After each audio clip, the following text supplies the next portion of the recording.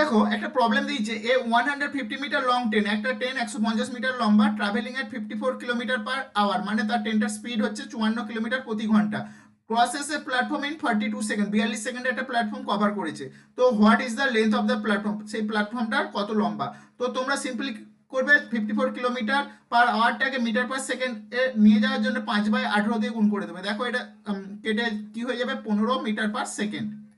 যখন kilometre per hour থেকে metre per সেকেন্ডে নিয়ে যাবে, জাস্ট 5/18 দিয়ে গুণ করে দেবে। এখন তাহলে ট্রেনের স্পিড কত, 1 সেকেন্ডে 15 মিটার, তো 1 সেকেন্ডে 15 মিটার।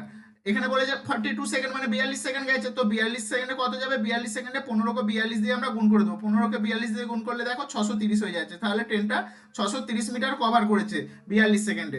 তো এখন বলেছে এই প্ল্যাটফর্মটা কত লম্বা, তো এই 630 থেকে ট্রেনের দৈর্ঘ্যটা মাইনাস করে দেবো। তো ট্রেনটা কত দৈর্ঘ্য, 150 মিটার, তো এটা 630 থেকে আমরা বিয়োগ করে দিলে দেখো পেয়ে যাবো 480 মিটার,